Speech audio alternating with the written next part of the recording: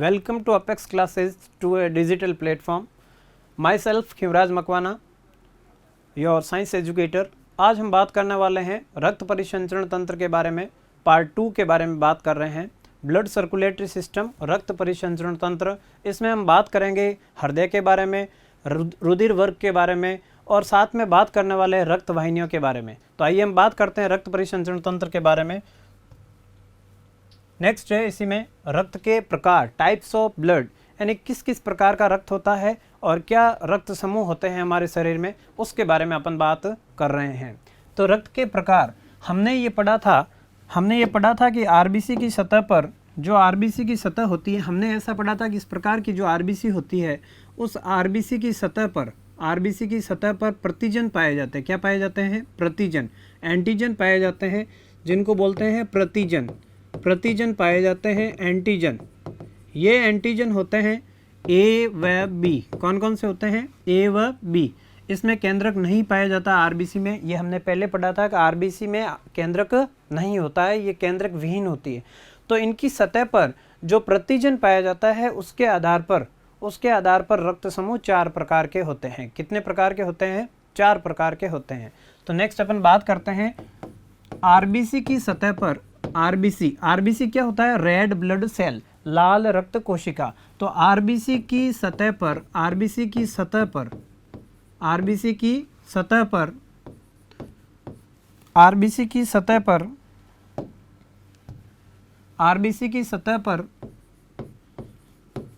पाए जाने वाले प्रतिजन के आधार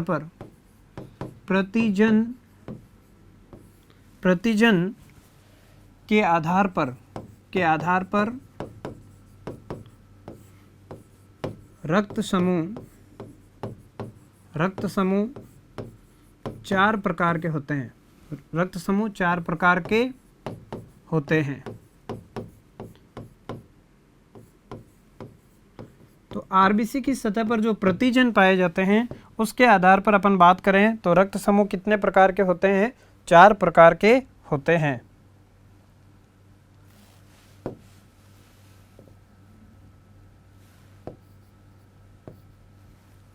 आरबीसी की सतह पर पाए जाने वाले प्रतिजन के आधार पर रक्त समूह कितने प्रकार के होते हैं? 4 प्रकार के होते हैं। कौन कौन से होते हैं इसके बारे में भी बात करेंगे। और प्रतिजन कौन कौन से होते हैं? ए व बी प्रतिजन। कौन कौन से? ए प्रतिजन व बी प्रतिजन। तो नेक्स्ट अपन बात करते हैं कौन कौन से रक्त समूह होते हैं। जैसे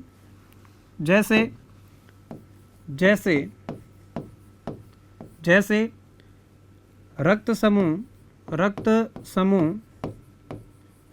समूह ए बी व ओ। ये सभी 4 प्रकार के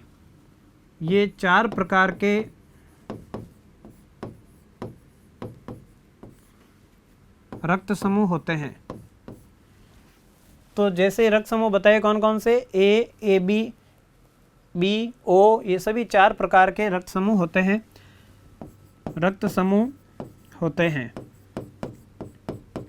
अब इनमें अपन बात करते हैं कौन कौन से प्रतिजन होते हैं और साथ साथ में जो प्रतिजन होते हैं एंटीजन, इनके विपरीत एक एंटीबॉडी बनती है। तो एंटीबॉडी भी कौन सी होती है जिस रक्त समूह में, उसके बारे में बात करते हैं। तो मैं आपको एक टेबल्स के द्वारा बता देता हूं कि इस प्रकार से देखें आप। अपन बात करें कि एक तो होते हैं, क्या होते हैं? रक्त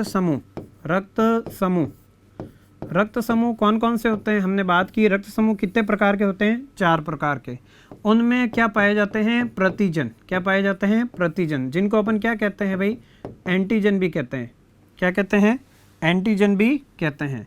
तो एंटीजन के बारे में भी बात कर रहे हैं अपन। प्रतिजन यानी एंटीजन। और एंटीजन के साथ साथ में अपन बात करने वाले हैं प्रतिरक्षा का मतलब क्या हुआ? एंटीबॉडी। और ब्लड ग्रुप आपको पता ही है। तो ये ब्लड ग्रुप के बारे में, रक्त समूह आपको पता है, इनके बारे में बात करने वाले हैं। रक्त समूह कौन सा? ए। रक्त समूह कौन सा? बी। ए बी और ओ। तो अपन सबसे पहले बात करें रक्त समूह ए की। तो जो रक्त समूह ए होता है उसमें प्रतिजन भी कौन सा पाया जाता है? ए ही पाया जाता है। और रक्त समूह जो बी होता है, रक्त समूह कौन सा, बी, तो रक्त समूह जो बी होता है उसमें प्रतिजन भी कौन सा होता है, बी ही होता है। जबकि रक्त समूह जो ए बी होता है, रक्त समूह ए बी, उसमें ए व बी दोनों प्रतिजन पाए जाते हैं। जबकि रक्त समूह एक और चौथा कौन सा रक्त समूह पढ़ा आपने, रक्त समूह ओ, उसमें कोई भी प्रतिजन नहीं होता है, कोई भी नहीं होता है, कोई भी नहीं होता है, प्रतिजन एब्सेंट होता है, कोई भी प्रतिजन नहीं होता है। अब अपन बात करें अगर ऐसे कैसे कि इनमें कौन कौन सा क्या क्या रक्त समूह होता है, तो रक्त समूह तो हमने पढ़े ए बी और ओ। प्रतिजन कौन कौन से होते हैं, ए जिसका ब्लड ग्रुप ए है उसमें प्रतिजन भी कौन सा होगा, ए ही होगा। जिसका रक्त समूह बी है उसमें प्रतिजन भी कौन सा होगा, बी ही होगा। शाबाश। नेक्स्ट देखें, जिसका रक्त समूह ए बी है तो उसका प्रतिजन क्या होगा, ए व बी दोनों होंगे, और प्रतिजन दो ही तो होते हैं, ए और बी। लेकिन देखो यहाँ 0 लिखा है, ब्लड ग्रुप जिसका ओ है तो उसमें कोई भी प्रतिजन नहीं होता है, ना तो ए होता है और ना ही बी। अपन बात करने वाले अब किसकी, प्रतिरक्षा एंटीबॉडी। तो ये ध्यान रखना, जिस रक्त समूह में जो प्रतिजन पाया जाता है उसके विपरीत एंटीबॉडी होती है। तो ए के विपरीत एंटीबॉडी कौन सी होती है भाई, बी। कौन सी होती है, बी। और जब यहाँ पे देखो रक्त समूह बी है, प्रतिजन भी बी है, तो मुझे बताओ कि यहाँ पे कौन सा प्रतिरक्षा होगी, तो बी के विपरीत कौन सी होगी, ए। शाबाश। नेक्स्ट देखें, जिसका रक्त समूह ए बी है, जिसमें ए व बी दोनों प्रतिजन पाए जाते हैं, प्रतिरक्षा कौन सी होती है आप बताएं मुझे। तो प्रतिजन जहां ए व बी दोनों होंगे वहां पे कोई भी प्रतिरक्षा नहीं बनेगी, कोई भी एंटीबॉडी नहीं होगी, एंटीबॉडी नहीं होगी, एब्सेंट होगी, कोई भी एंटीबॉडी नहीं होगी। और रक्त समूह ए में कोई प्रतिजन नहीं है तो प्रतिरक्षा इसके विपरीत, यानी दोनों क्या होगी, ए व बी दोनों की दोनों एंटीबॉडी होगी, ए व बी प्रकार की एंटीबॉडी बनेगी, ए व बी। तो ए व बी दोनों प्रकार की एंटीबॉडी बनेगी। तो ये आपको ध्यान रखना है कि ए में जहाँ प्रतिजन ए है तो उसके विपरीत एंटीबॉडी बी बनेगी। जिसका ब्लड ग्रुप बी है उसमें प्रतिजन भी क्या होगा, बी ही होगा, लेकिन एंटीबॉडी विपरीत बी के विपरीत ए बनेगी। जिसका रक्त समूह ए बी है उसमें प्रतिजन दोनों होंगे, ए व बी, लेकिन इसके विरुद्ध एंटीबॉडी कुछ भी नहीं होगी। जिसका रक्त समूह ओ है उसमें कोई भी प्रतिजन नहीं होगा, लेकिन एंटीबॉडी ए व बी दोनों उपस्थित होती है। तो इसके बारे में हमने बात की कि कौन कौन से क्या होते हैं रक्त समूह और उसमें कौन सी प्रतिजन पाई जाती है। एक बार वापस देखें कि आरबीसी की सतह पर पाए जाने वाले प्रतिजन के आधार पर रक्त समूह कितने प्रकार के होते हैं, 4 प्रकार के। कौन कौन से ब्लड ग्रुप होते हैं, ब्लड ग्रुप कौन सा, A, blood group B, A B और ओ, 4 प्रकार के होते हैं। नेक्स्ट चैप्टर में अपन ये बात करेंगे ब्लड ग्रुप कौन से होते हैं, कौन किसको रक्त दे सकता है, उसके कारण क्या क्या रोग हो सकते हैं और क्या नहीं हो सकते हैं, उसके बारे में बात करने वाले हैं। यहाँ पे अपन इतनी बात करेंगे एक प्रतिजन क्या है, प्रतिरक्षा क्या है। तो जिसके रक्त समूह होते हैं उनमें कौन कौन से प्रतिजन पाए जाते हैं और कौन कौन सी क्या होती है, प्रतिरक्षा बनती है। और रक्त समूह के बारे में अपन नेक्स्ट चैप्टर में बात करेंगे, जिसकी खोज किसने की थी, लैड स्टीनर ने की थी। रक्त समूह की खोज के बारे में बात करें तो जो रक्त समूह है, रक्त समूह की खोज किसने की थी, लैड स्टीनर ने। किसने की थी, लैड स्टीनर नामक वैज्ञानिक ने सन 1901 में लैड स्टीनर ने रक्त समूह की खोज की थी। ये भी ध्यान रखना है, कई बार एग्जाम में आगे कंपटीशन एग्जामों में भी ऐसे क्वेश्चन पूछे जाते हैं 10th क्लास के। तो आपका 10th का बेस बहुत ही अच्छा होना चाहिए। मुझे आशा है कि आपको समझ में आ रहा है। अगर आपको समझ में आता है वीडियो लाइक करें, ज़्यादा से ज़्यादा शेयर करें, ताकि जो घर बैठे विद्यार्थी है उनका भला हो सके, वो पढ़ सके और नई बुलंदियाँ पा सके। नेक्स्ट अपन बात करते हैं इस वीडियो के सेक्शन में। तो देखिए बात करते हैं RH प्रतिजन। क्या है RH प्रतिजन, यानी ये RH एंटीजन क्या है, इसके बारे में बात करते हैं। तो ये भी आरबीसी की सतह पर पाए जाने वाला एक प्रकार का क्या है, प्रतिजन है। क्या है, प्रतिजन। तो उसके बारे में बात करते हैं। यह भी आरबीसी की सतह पर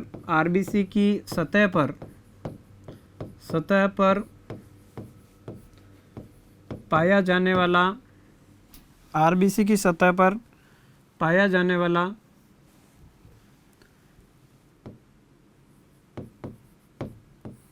पाया जाने वाला प्रतिजन है, प्रतिजन है। अब देखो जो ये प्रतिजन है ये क्या है? RH प्रतिजन जिन व्यक्तियों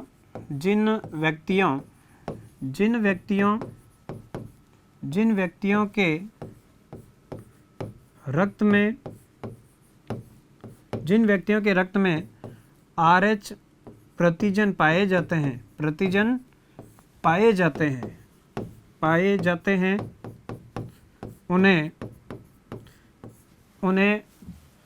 RH उन्हें, या अपन कह सकते हैं उन्हें, या उनका रक्त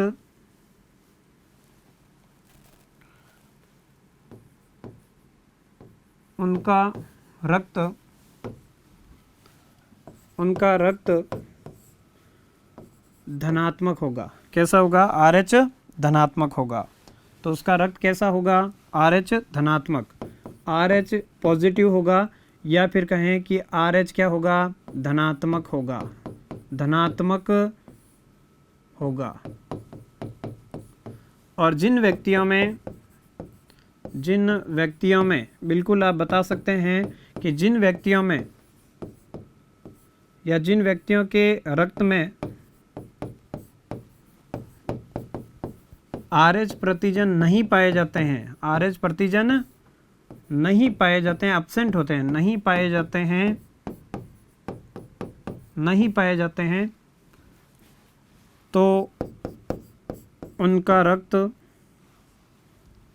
रक्त क्या होगा बताएं आप? तो उनका रक्त RH नेगेटिव होगा, RH नेगेटिव, यानी कि RH ऋणात्मक होगा।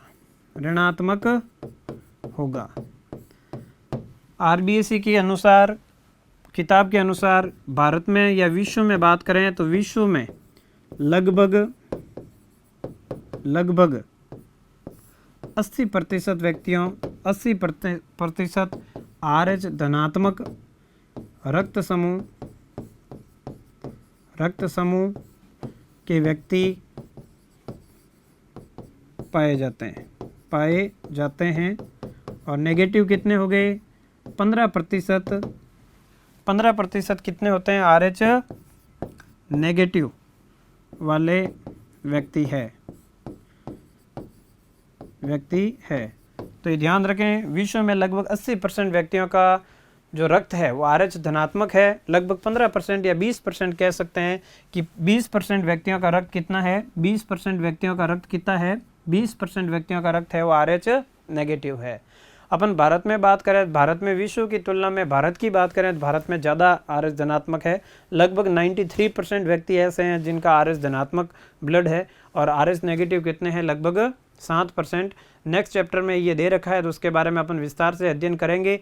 RH फैक्टर की खोज के बारे में मैं आपको बता दूं कि इसकी जो खोज की थी उसके बारे में बात करें तो RH प्रतिजन की जो खोज की थी वो खोज किसने की थी? खोज की थी भाई लैंडस्टीनर और विनर ने। किसने की थी?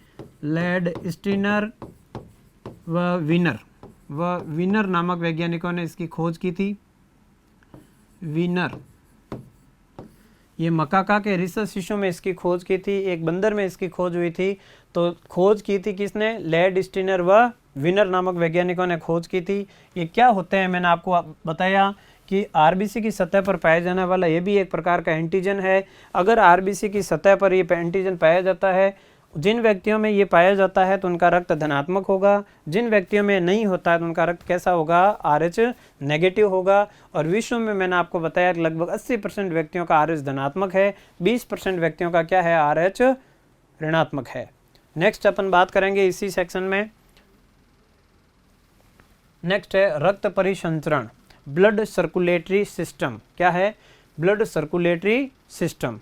तो देखें ये ब्लड सर्कुलेटरी सिस्टम क्या है, इसके बारे में बात करने वाले हैं।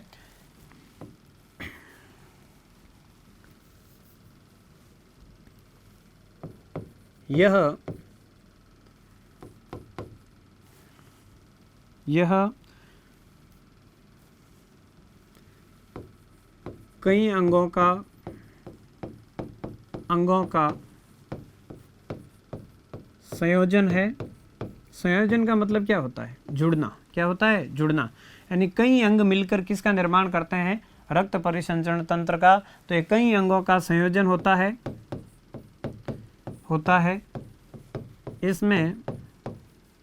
इसमें रक्त,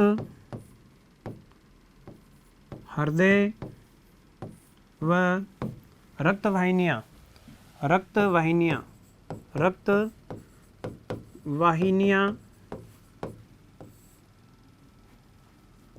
भाग लेती है।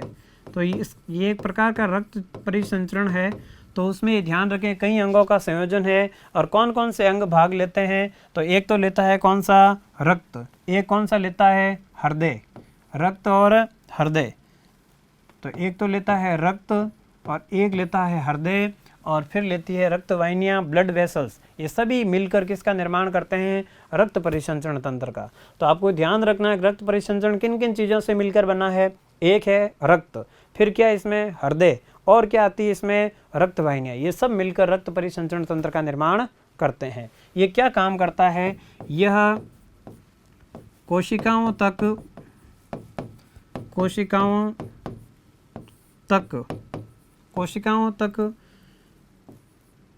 पचित भोजन के पोषक तत्व ऑक्सीजन,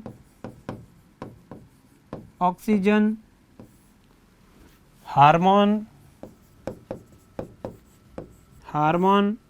या कह सकते हैं गैसों का विनिमय का परिवहन करता है। क्या करता है?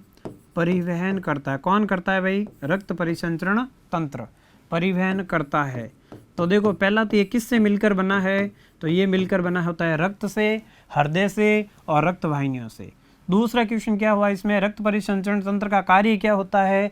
पोषक तत्वों का या गैसीय विनिमय, ऑक्सीजन है, कार्बन डाइऑक्साइड इनका या हार्मोनों का, इन सभी का क्या करता है? ये परिवहन करता है, कोशिका तक ले जाता है, इनको वापस लाता है। ये रक्त परिसंचरण तंत्र का क्या होता है? कार्य होता है। तो रक्त परिसंचरण तंत्र में हृदय के बारे में भी अपन पढ़ेंगे। मुख्यतः हमने पढ़ा कि ये जो हृदय होता है हृदय से और रक्त से मिलकर बना होता है। रक्त परिसंचरण तंत्र कैसे होता है तो और कैसे नहीं होता है, इसमें मुख्यतः जो इसका मुख्य अंग होता है, इसका जो केंद्र होता है वो कौन होता है? हृदय ही होता है। तो नेक्स्ट बात करेंगे इसका मुख्य केंद्र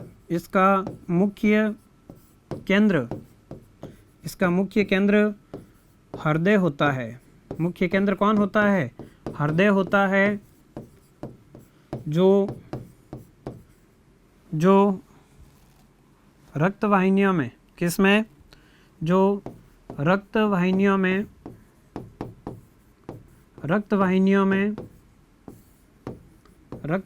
क्या करता है? रक्त को पंप करता है।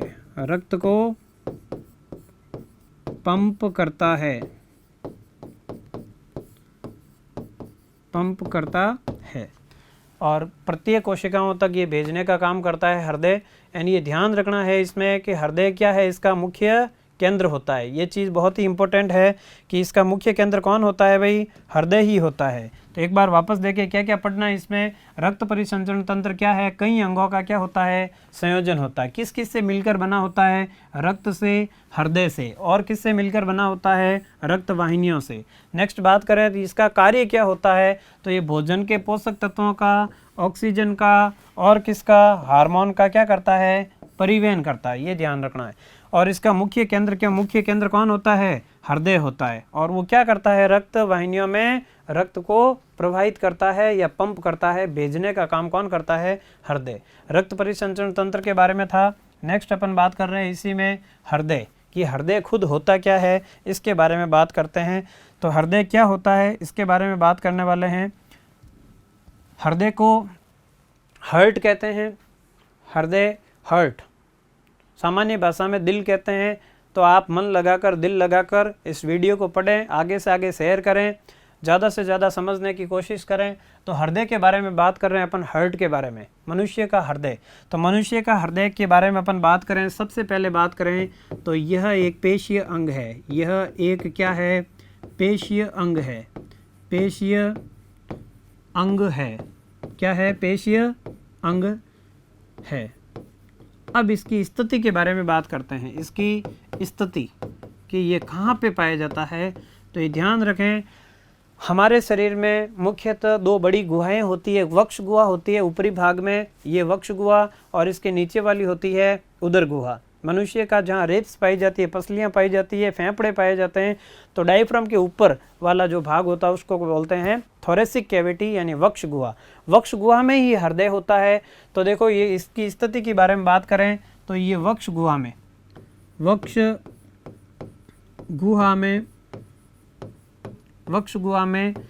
कुछ बाईं ओर पाया जाता है, बाईं ओर होता है। तो ये कहाँ पाया जाता है, इसकी स्थिति ध्यान रखना है। वक्ष गुहा में कुछ बाईं ओर, जिस साइड में जेब होता है उसी साइड में, जो ये पॉकेट होता है उस पॉकेट की साइड में ये होता है। तो ये वक्ष गुहा में किस ओर होता है, कुछ बाईं ओर पाया जाता है। पूरा बाईं ओर नहीं होता है, कुछ बाईं ओर होता है, हल्का सा। तो ये ध्यान रखें, कुछ बाईं ओर होता है। मैंने ये लैंग्वेज लिखी, कुछ बाईं ओर होता है। ये हो गई इसकी स्थिति। अब ध्यान रखें, ये एक पेशीय अंग है। इसकी जो आकृति होती है, आकृति दिखने में कैसी होती है, तो आकृति के बारे में बात करते हैं। तो यह बंद मुट्ठी, हाथ की जो बंद मुट्ठी होती है इस प्रकार से, तो इस प्रकार से दिखता है, बंद मुट्ठी के समान होता है, के समान, बंद मुट्ठी के समान इसकी आकृति। आकृति कैसी है? बंद मुट्ठी के समान इसकी आकृति होती है। देखने से ऐसा लगता है कि इसी प्रकार से, तो ये दिखने में इसी प्रकार का दिखेगा आपको, ऐसे ही। तो बंद मुट्ठी के समान इस प्रकार का हार्ट मनुष्य का दिखता है। मनुष्य का हृदय इसी प्रकार का दिखता है, इस प्रकार से। तो ये मनुष्य का जो हृदय होता है वो इसी प्रकार का हृदय दिखता है, बंद मुट्ठी के समान। इस प्रकार से मनुष्य का हृदय दिखता है, ऐसे दिखने में। तो इस प्रकार से मनुष्य का हृदय होता है, बंद मुट्ठी के समान। इसी प्रकार का हार्ट पाया जाता है मनुष्य में। तो इसकी आकृति कैसी हुई? बंद मुट्ठी के समान। कहाँ पाया जाता है? वक्ष गुहा में कुछ बाईं ओर। ये कैसा अंग है? पेशीय अंग है। नेक्स्ट बात करते हैं इसी में, हृदय पर दोहरी झिल्ली युक्त एक आवरण पाया जाता है। कैसी झिल्ली युक्त पाया जाता है? दोहरी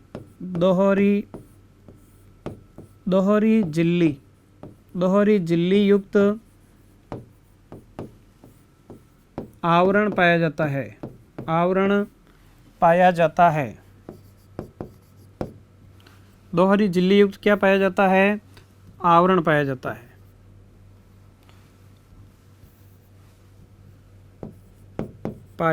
है। दोहरी झिल्ली युक्त आवरण पाया जाता है, जिसमें एक द्रव भी भरा होता है। लेकिन इसे कहते क्या है, इसके बारे में भी बात कर लेते हैं। तो ये ध्यान रखें, जिसे परिहृदय आवरण कहते हैं। दोहरी झिल्ली का एक आवरण होता है हृदय के ऊपर, तो उस आवरण को अपन क्या कहते हैं? परिहृदय आवरण कहते हैं। हृदय आवरण कहते हैं, परिहृदय आवरण कहते हैं। तो ये ध्यान रखना है कि उसको क्या कहते हैं अपन? परिहृदय आवरण कहते हैं। हृदय आवरण कहते हैं।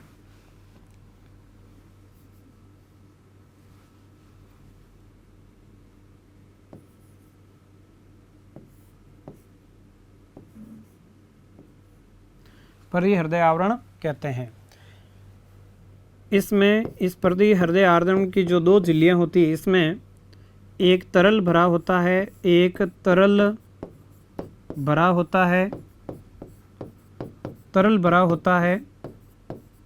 जिसे परिहृदय आवरणी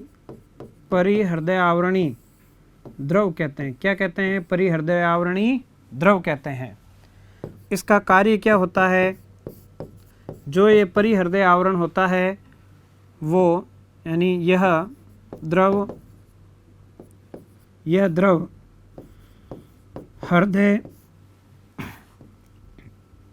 हृदय के बाहरी आघातों, ये क्या करता है, जो द्रव होता है, जो ये द्रव होता है वो हृदय की बाहरी आघातों से रक्षा करता है। क्या करता है, बाहरी आघातों से रक्षा करता है। ये ध्यान में रखना बिल्कुल। और ये देखो हृदय के बारे में एक बार बात करते हैं। पेशी अंग है, कुछ वक्ष गुहा में कुछ बाईं ओर होता है, बंद मुट्ठी के समान इसकी आकृति होती है। हृदय पर एक दोहरी झिल्ली का आवरण होता है जिसको क्या कहते हैं, परिहृदय आवरण। क्या कहते हैं, परिहृदय आवरण। और उसमें एक द्रव भरा होता है जिसको कहते हैं परिहृदय आवरणी द्रव। परिहृदय आवरणी द्रव, पेरिकार्डियल फ्लूइड कहते हैं उसको। तो पेरिकार्डियल फ्लूइड पाया जाता है। और ये क्या करता है, हृदय के बाहरी आघात लगते हैं उनसे ये द्रव क्या करता है, रक्षा करता है, हृदय को डैमेज होने से बचाता है। तो ये परिहृदय आवरण पाया जाता है। नेक्स्ट अपन बात करें तो हृदय में, मनुष्य के हृदय में कुल 4 कक्ष पाए जाते हैं। कितने कक्ष पाए जाते हैं, 4 कक्ष, चैम्बर पाए जाते हैं, 4 कक्ष पाए जाते हैं। कौन कौन से होते हैं 4 कक्ष, उसके बारे में भी बात करने वाले हैं। तो ये ध्यान रखें, मनुष्य के हृदय में पेशी अंग है, कुछ वक्ष गुहा के बाईं ओर होता है, बंद मुट्ठी के समान इसकी आकृति होती है। हृदय के ऊपर एक दोहरी झिल्ली का आवरण पाया जाता है जिसको क्या कहते हैं, परिहृदय आवरण कहते हैं। उसमें एक द्रव होता है जिसको क्या कहते हैं, परिहृदय आवरणी द्रव कहते हैं। और ये क्या करता है, हृदय की बाहरी आघातों से रक्षा करता है। हृदय में, मनुष्य के हृदय में कितने कक्ष होते हैं, 4 कक्ष होते हैं। कितने कक्ष होते हैं, 4 कक्ष होते हैं।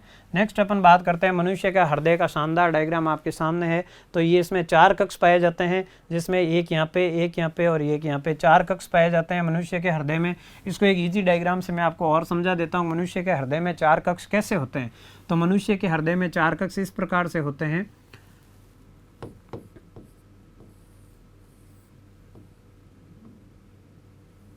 इस प्रकार से मनुष्य के हृदय में कुल 4 कक्ष पाए जाते हैं।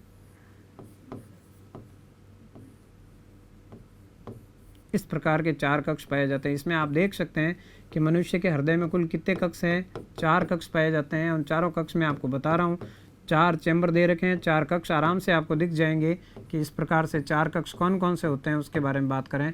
1 2 3 4, मैं नंबर लिख देता हूँ। 1, इसी प्रकार से ये 2, ये 3 और ये 4 कक्ष है।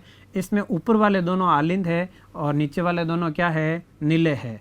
तो देखो, एक तो ये रहा, एक ये रहा, इसका नाम है बायां आलिंद। बायां आलिंद, क्या नाम है, बायां आलिंद, बायां आलिंद।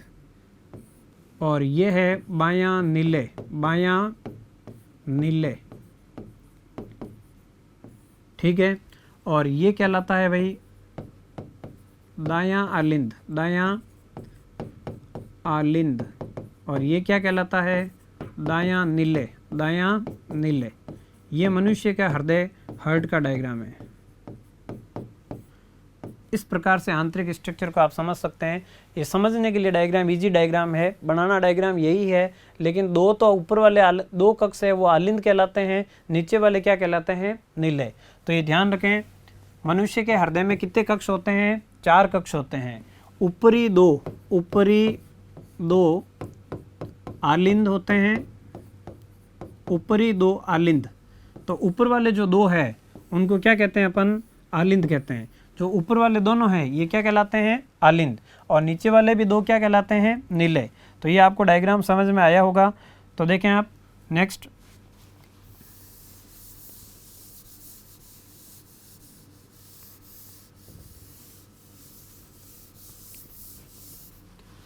देखें,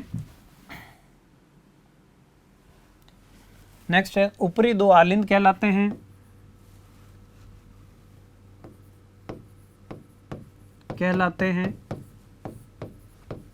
तथा निचले दो कक्ष नीले कहलाते हैं। ऊपर वाले 2 क्या कहलाते हैं, आलिंद कहलाते हैं। नीचे वाले 2 क्या कहलाते हैं, कक्ष नीले कहलाते हैं। ऊपरी कक्ष तो आलिंद कहलाते हैं, नीचे वाले क्या कहलाते हैं, नीले कहलाते हैं। तो ये हृदय के बारे में और भी जानकारी है। नेक्स्ट देखें, जो बाएं आलिंद होता है, ये देखो आप इस कक्ष में अपन इसको डायग्राम में वापस देख लेते हैं। तो डायग्राम में अपन बात करें तो दो तो होते हैं आलिंद और दो क्या होते हैं, नीले। तो ये मैंने आपको बताया कि ये पाया जाता है बायां आलिंद। क्या पाया जाता है, बायां आलिंद। और ये क्या है यहाँ पे, बायां नीले। क्या है, नीले। और ये क्या है, बायां की बाद में ये है दायां, दायां आलिंद, दायां आलिंद। और ये क्या है, दायां नीले, दायां नीले। यहाँ पे जो ये आ रही है ये कहलाती है महाशिरा। क्या कहलाती है, महाशिरा। और यहाँ पे क्या है, महाधमनी। क्या है, महाधमनी। ये महाशिरा हो गई और ये कहलाती है महाधमनी, महाधमनी कहलाती है। और ये आपके सामने हार्ट का ही डायग्राम है। तो देखें आप, ये हार्ट का डायग्राम, ये महाधमनी है और यहाँ पे ये महाशिरा है। इस प्रकार से महाशिरा आएगी और ये महाधमनी है। ये फुफ्फुसीय धमनी कहलाएगी, ये फुफ्फुसीय शिरा कहलाएगी इधर से। तो अपन बात कर रहे हैं, पहले देखो ऊपरी दो आलिंद कहलाते हैं, नीचे वाले दो क्या कहलाते हैं, नीले कहलाते हैं। अब देखो जो बायां आलिंद और बायां नीले के बीच में यहाँ पे देखें आप, तो यहाँ पे इस प्रकार से क्या दिख रहा है, पट दिख रहा है। क्या दिख रहा है, पट, यानी कपाट दिख रहे हैं, दोनों को अलग करने वाला इस प्रकार का। देखो यहाँ पे एक कपाट पाया जाता है इस प्रकार से, ये इस प्रकार से जो इसको और इसको अलग रख रहा है, बायां आलिंद को और बायां नीले को क्या रख रहा है, अलग रख रहा है। इन कपाट को अपन क्या कहते हैं उसके बारे में बात कर रहे हैं। तो ये ध्यान रखें, बायां आलिंद व बायां नीले, बायां नीले के मध्य द्विवलनी कपाट पाए जाते हैं। कौन से कपाट पाए जाते हैं, द्विवलनी कपाट पाए जाते हैं, कपाट होते हैं। तो बायां आलिंद व बायां नीले के बीच में कौन से कपाट पाए जाते हैं, द्विवलनी कपाट पाए जाते हैं। कौन से कपाट पाए जाते हैं, द्विवलनी कपाट। इन द्विवलनी कपाटों को क्या कहते हैं भाई, मिट्रल कपाट भी कहते हैं, मिट्रल कपाट भी कहते हैं।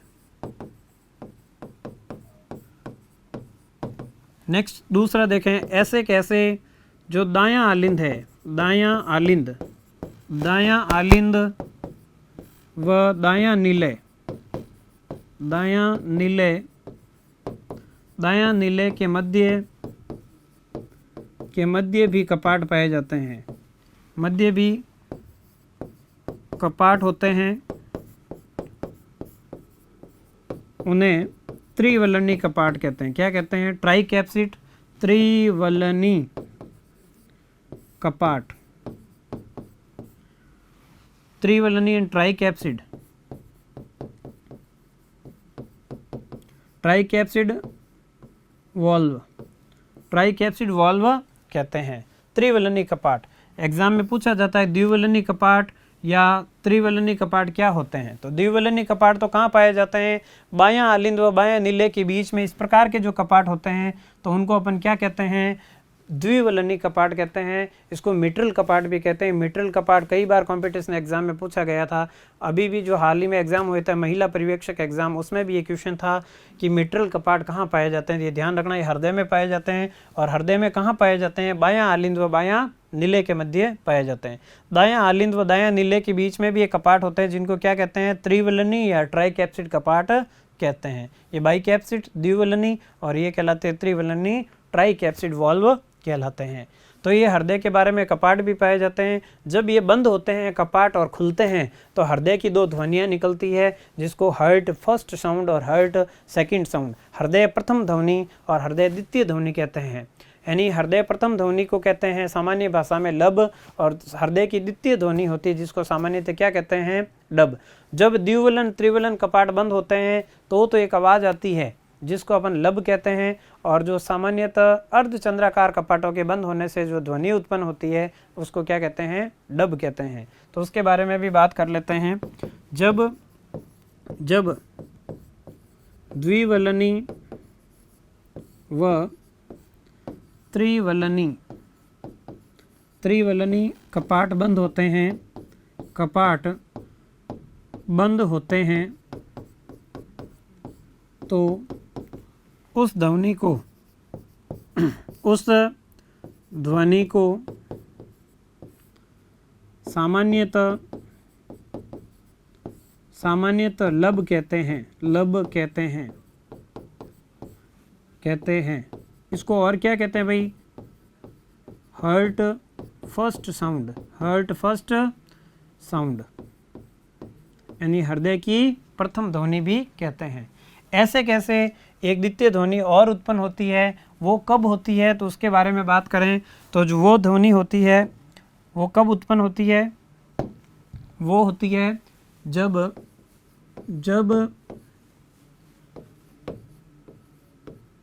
अर्धचंद्राकार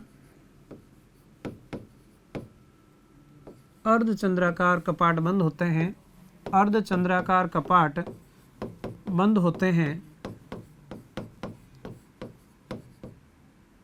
तो उस ध्वनि को, तो उत्पन्न ध्वनि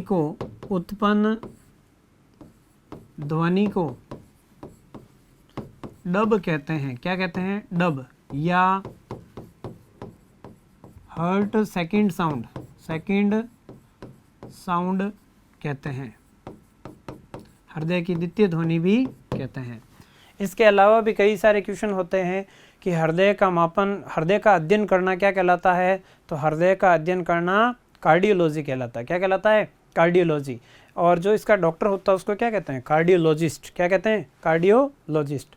हृदय में और भी चीज़ें होती है कि हृदय की जांच किसके द्वारा होती है, तो हृदय की जांच किसके द्वारा होती है, इसके बारे में भी बात कर लेते हैं। तो जो हृदय की जांच होती है वो होती है ईसीजी के द्वारा। किसके द्वारा? ईसीजी के द्वारा हृदय की जांच होती है, और इसका पूरा नाम है इलेक्ट्रोकार्डियोग्राफ। क्या होता है? इलेक्ट्रोकार्डियोग्राफ। और हृदय की धड़कन कितनी होती है? हमारा हृदय, मनुष्य का जो हृदय होता है वो कितनी बार धड़कता है? 72 बार पर मिनट। एक मिनट में 72 बार धड़कता है। तो हृदय की धड़कन के बारे में भी क्वेश्चन पूछा जाता है। ईसीजी के द्वारा इसकी जांच होती है। इलेक्ट्रोकार्डियोग्राफ क्या होता है? इलेक्ट्रोकार्डियोग्राफ, जो कि विभिन्न प्रकार के विद्युत संकेतों को एक ग्राफ के ऊपर प्रदर्शित करता है कि हृदय की धड़कन कैसी होती है, ईसीजी के द्वारा करते हैं। तो ये हृदय के बारे में था। नेक्स्ट अपन बात करते हैं, नेक्स्ट है हृदय चक्र।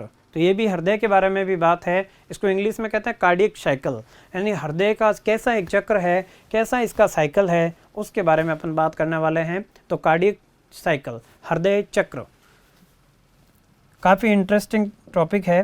तो इसके बारे में अपन बात करने वाले हैं। हृदय चक्र क्या होता है? अभी हमने नॉर्मली बात की थी कि जो हृदय होता है मनुष्य का, उसमें कितने चैम्बर पाए जाते हैं? कुल 4 चैम्बर पाए जाते हैं। कितने कक्ष होते हैं भाई? 4 कक्ष होते हैं। वापस समझा रहा हूँ, इसमें एक बार नहीं समझ में आया तो एक बार वापस समझें आप कि 4 कक्ष कौन कौन से होते हैं, उनके बारे में वापस बात की जा रही है इसी चैप्टर के भाग में। तो देखो, ये हृदय के कितने कक्ष हुए? 4 कक्ष। कितने कक्ष हो गए? 4 कक्ष हुए। और चारों कक्ष में ये देखो 1 2 3 4, ये चारों कक्ष हो गए। और इन कक्षों में क्या होता है उसके बारे में बात करते हैं। तो ये हृदय का एक कक्ष हो गया, हृदय कक्ष, 4 कक्ष हुए। और चारों कक्षों को मैं एक बार वापस देखें आप,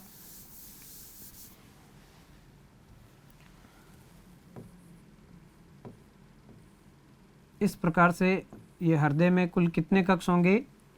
4 कक्ष। कितने कक्ष हो जाएंगे? 4 कक्ष हो जाएंगे। ये हृदय के 4 कक्ष बना रहा हूँ मैं सामान्यतः, और उसमें आपको ध्यान रखना है समझने के लिए कि हृदय कैसे 4 कक्ष होते हैं, कौन कौन से होते हैं, उसके बारे में बात कर रहे हैं। तो ये हृदय, मनुष्य के हृदय के 4 कक्ष हो गए। ऊपर वाले 2 आलिंद और ऊपर बाकी वाले नीचे वाले क्या हो गए? नीले। ये क्या है? ये है क्या? बायां आलिंद, बायां आलिंद। और ये क्या है? बायां नीले, बायां नीले। ये क्या है? दायां आलिंद, दायां आलिंद। और ये क्या है? दायां नीले, दायां नीले। बस इतना सा ध्यान रखना है। अब हृदय चक्र क्या होता है ये सिर्फ आप डायग्राम से समझ सकते हैं। माना कि यहाँ पे मनुष्य की बॉडी है, मनुष्य के भाग बात करते हैं कि ये माना कि मनुष्य की बॉडी है, तो ये मनुष्य के बारे में बता रहा हूँ मैं कि मनुष्य का भाग है और पूरी मनुष्य के शरीर में ही हृदय है। तो हृदय में अपन थोड़ा सा बाहर की ओर अलग से ले लिया और ये मनुष्य के बारे में बात कर रहे हैं। तो ये मनुष्य की पूरी बॉडी, यहाँ पे मैं शरीर लिख देता हूँ तो सही रहेगा, जगह कम होने के कारण मैं यहाँ पे क्या लिख देता हूँ, पूरा शरीर। क्या लिखेंगे, शरीर, पूरी बॉडी यानी शरीर। क्या लिख दिया, शरीर, ये मैंने शरीर लिखा है यहाँ पे, बॉडी, बॉडी या शरीर। तो ये ध्यान रखें, हमारे शरीर में से जो रक्त होता है, जो रक्त होता है वो सीधा रक्त आता है यहाँ से होता हुआ यहाँ पे, ठीक है। यहाँ पे रक्त होता है, वो कैसा रक्त आता है, वो आता है CO2 युक्त, और जिसको अपन क्या कहेंगे, CO2 युक्त, कार्बन डाइऑक्साइड युक्त जो रक्त होगा जिसको अपन कहेंगे अशुद्ध रक्त। क्या कहेंगे, अशुद्ध रक्त, अशुद्ध रक्त। ये अशुद्ध रक्त यहाँ पे आता है और यहाँ से जो अशुद्ध रक्त होता है यहाँ पे पाई जाती है फुफ्फुस धमनी। क्या पाई जाती है,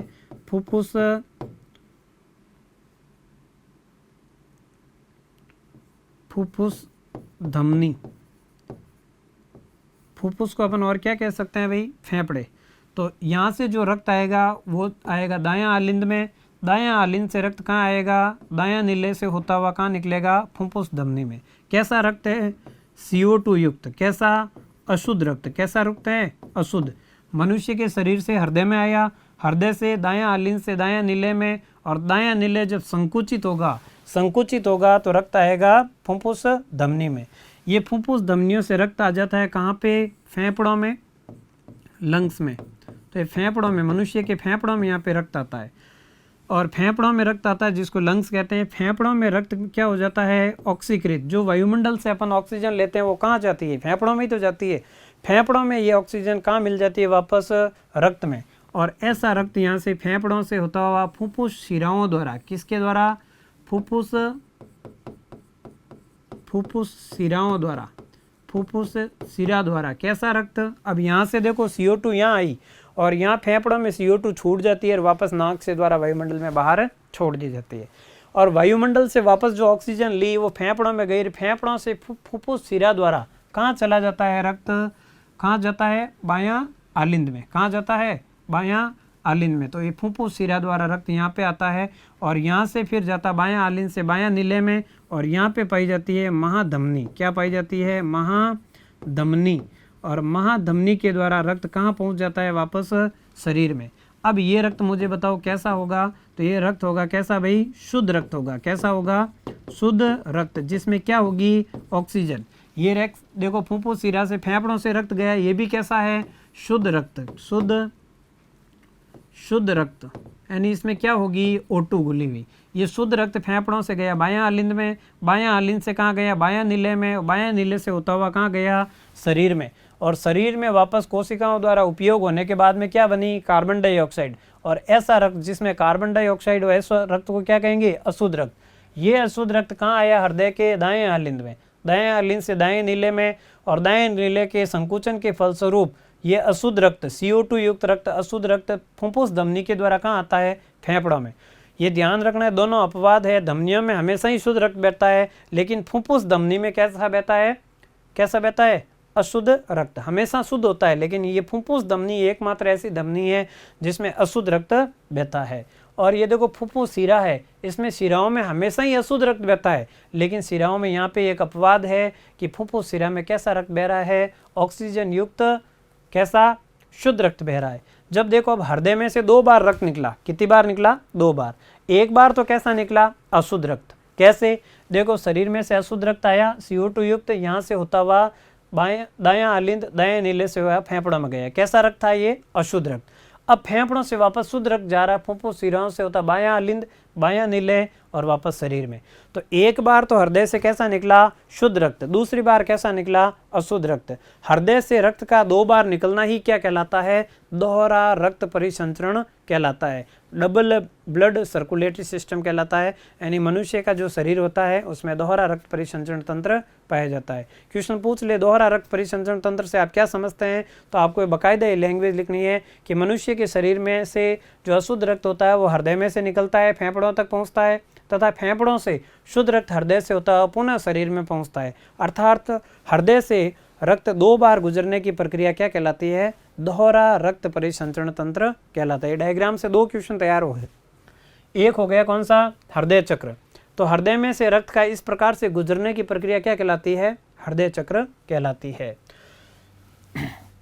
तो देखो हृदय चक्र में क्या लिखेंगे आप, सबसे पहले लिखेंगे शरीर, शरीर से अशुद्ध रक्त, अशुद्ध रक्त, अशुद्ध रक्त जो ये लेके आएगी इसको कहेंगे महाशिरा। क्या कहेंगे, महाशिरा।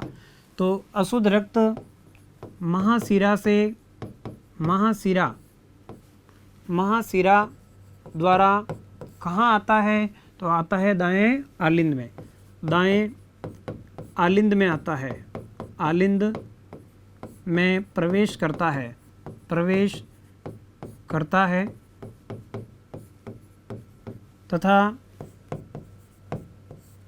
तथा बाद में कहाँ प्रवेश करता है, तो करता है दायां, बाद में दाएं नीले में प्रवेश करता है, प्रवेश करता है।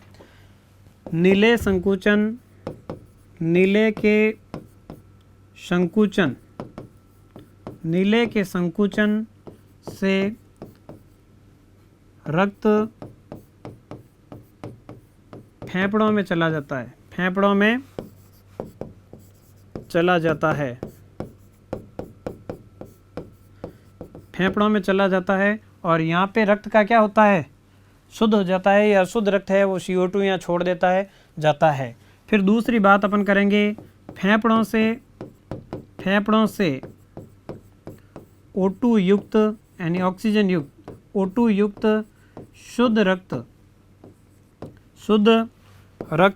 शुद्ध रक्त कहाँ प्रवेश करता है, देखो फेफड़ों से फुफ्फुस शिरा द्वारा जो O2 युक्त रक्त कहाँ प्रवेश करेगा, बायां आलिंद में। रक्त बायां आलिंद में पहुंचता है, फिर कहाँ पहुंचता है, फिर आता है बायां नीले में, फिर बायां नीले में पहुंचकर संकुचन के दौरान ऐसा शुद्ध रक्त शरीर के सभी भागों तक पहुंचता है।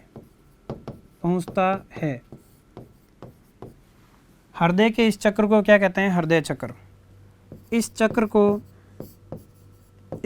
को हृदय चक्र कहते हैं, हृदय चक्र कहते हैं, हृदय चक्र कहते हैं। तो इसे ही हृदय चक्र कहते हैं। ध्यान रखना, हृदय चक्र किसे कहते हैं, शरीर से जो अशुद्ध रक्त है महाशिरा द्वारा दायां आलिंद में पहुंचता है, दायां नीले से होता हुआ फेफड़ों में आता है, और फेफड़ों से शुद्ध रक्त फुफ्फुस शिरा द्वारा बायां आलिंद में, और बायां आलिंद से पुनः कहाँ पहुंच जाता है, शरीर में। इस प्रकार से रक्त के गुजरने की क्रिया क्या कहलाती है, हृदय चक्र, कार्डियक साइकिल कहलाती है। कार्डियक साइकिल में 0.8 सेकंड का समय लगता है ये कार्डियक साइकिल पूर्ण होने में। नेक्स्ट अपन बात करने वाले हैं इसी के आगे। तो देखें आप, रक्त वाहिनियाँ, रक्त वाहिनियाँ क्या होती है इसके बारे में भी बात करने वाले हैं। इससे पहले देखो एक बार ये स्लाइड वापस देखते हैं अपन।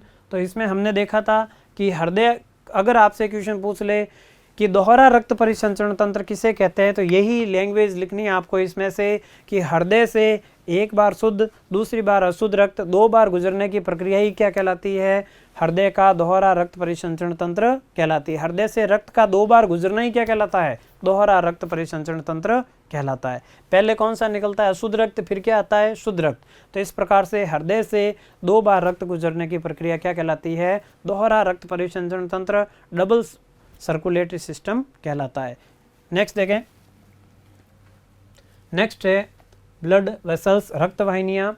ये इस पोर्शन का अंतिम भाग है। रक्त वाहिनियाँ क्या होती है, इनके बारे में अपन बात करते हैं। तो बहुत छोटा सा है ये भाग। तो रक्त वाहिनियाँ क्या होती है? आपके सामने 2 रक्त वाहिनियाँ दे रखी है, एक है धमनी, एक है शिरा। वैसे रक्त वाहिनियाँ होती कौन कौन सी है? तो एक तो होती है धमनी, कौन सी होती है भाई? धमनी। और दूसरी कौन सी होती है? शिरा। और तीसरी एक और होती है जिनको केशिकाएँ कहते हैं। क्या कहते हैं? केशिकाएँ। केशिकाएँ, तो इनको केशिकाएँ कहते हैं। ये धमनियों व सिरों के आगे बहुत महीन पतली पतली नलिकाएं होती हैं, उनको केशिकाएं कहते हैं। आपके कोर्स में धमनी व सिरा ही है, इनके बारे में विस्तार से अध्ययन करेंगे। आपको सिर्फ इतना पूछ ले, ब्लड वेसल्स होती कौन कौन सी है? तो 3 प्रकार की होती है, धमनी, सिरा और केशिकाएं।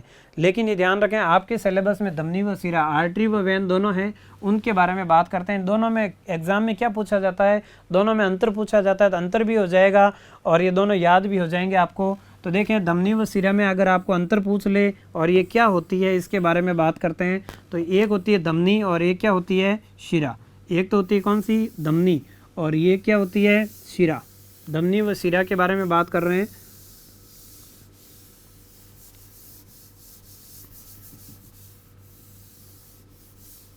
तो एक तो हुई धमनी और एक हुई शिरा।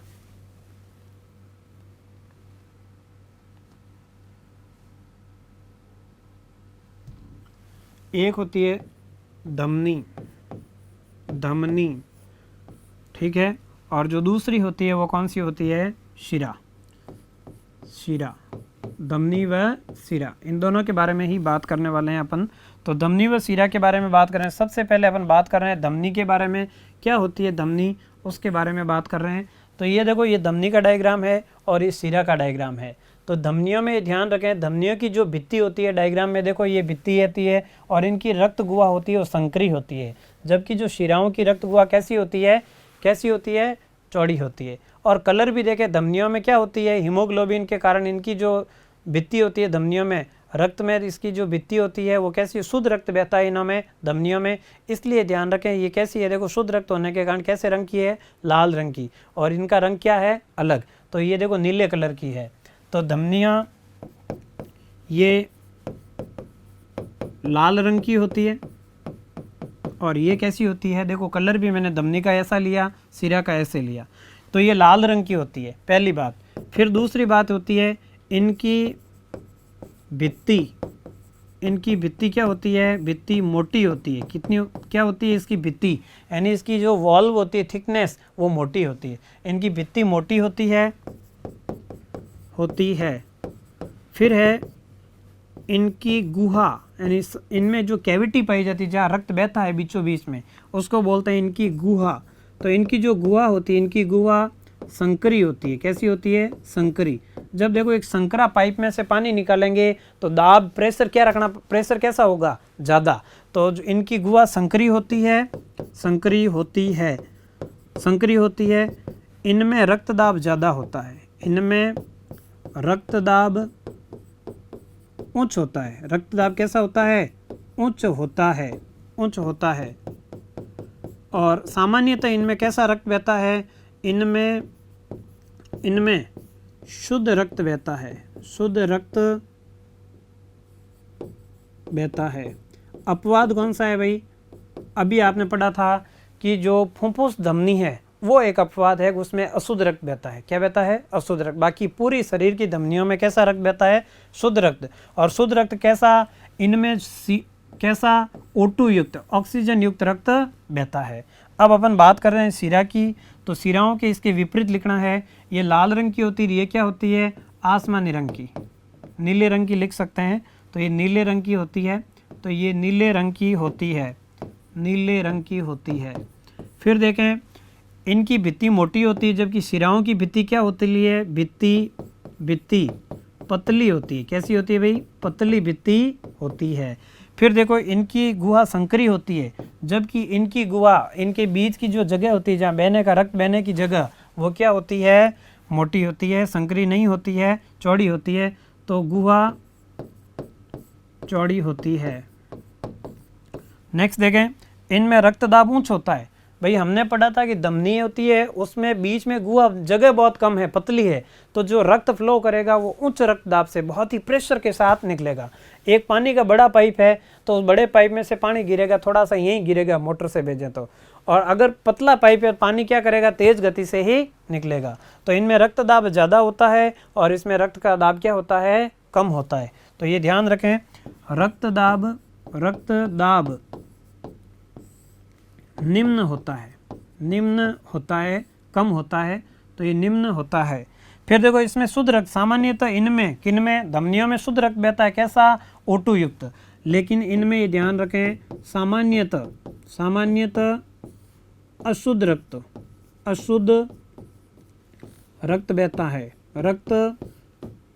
बहता है। कैसा रक्त बहता है, अशुद्ध रक्त बहता है, अशुद्ध रक्त बहता है। कैसा अशुद्ध रक्त, जिसमें क्या होती है, CO2, कार्बन डाइऑक्साइड। इसका भी एक अपवाद है। क्या अपवाद है, इसका अपवाद यहाँ पे लिख देता हूँ, अपवाद। इसका अपवाद है क्या, फुफ्फुस शिरा। शिराओं में बहता तो कैसा है, अशुद्ध, लेकिन फुफ्फुस शिरा में कैसा बहता है, शुद्ध। और इसका अपवाद क्या है भाई, धमनी का अपवाद भी है। तो जो धमनी का अपवाद है वो क्या है, अपवाद इसका यहाँ लिख देता हूँ मैं। तो इसका जो अपवाद है वो है फुफ्फुस शिरा। क्या है, फुफ्फुस धमनी। क्या है, फुफ्फुस धमनी। जो फुफ्फुस धमनी है उसमें ये एक अपवाद है, उसमें CO2 युक्त अशुद्ध रक्त बहता है, लेकिन सभी धमनियों में कैसा बहता है, शुद्ध रक्त। ये ध्यान रखना है, सभी धमनियों में। देखो अंतर एक बार बहुत आराम से याद कर लें कि ध्यान रखें, धमनियों का रंग कैसा होता है, लाल, जबकि शिराओं का रंग कैसा होता है, नीला। इनकी भित्ति मोटी होती है जबकि इनकी भित्ति क्या होती है, पतली। इनकी गुहा होती है वो संकरी होती है, इनकी गुहा होती है वो क्या होती है, पतली होती है। तो ये ध्यान रखें, संकरी होती है, एक में चौड़ी होती है। जो संकरी होगी उसमें रक्त दाब क्या होगा, ज़्यादा, और जो जिनकी गुहा चौड़ी होगी उसमें रक्त दाब क्या होगा, कम होगा। इनमें शुद्ध रक्त बहता है धमनियों में, जबकि शिराओं में कैसा बहता है, अशुद्ध रक्त बहता है। तो आज की क्लास में हमने इतना पढ़ा कि रक्त क्या होता है, हृदय क्या होता है और रक्त वाहिनियाँ क्या होती हैं, इनके बारे में विस्तार से अध्ययन किया। अगर आपको समझ में आया तो वीडियो लाइक करें, ज़्यादा से ज़्यादा शेयर करें। थैंक यू, आज की क्लास के लिए बहुत बहुत धन्यवाद आपको। Thank you so much. Subscribe करें हमारा apex classes edutech YouTube channel, साथ ही बेल आइकन को क्लिक करना बिल्कुल ना भूलें, ताकि आगे आने वाले सभी यूट्यूब वीडियोस की अपडेटेड नोटिफिकेशंस सबसे पहले आपको मिले। Apex classes edutech, subscribe now.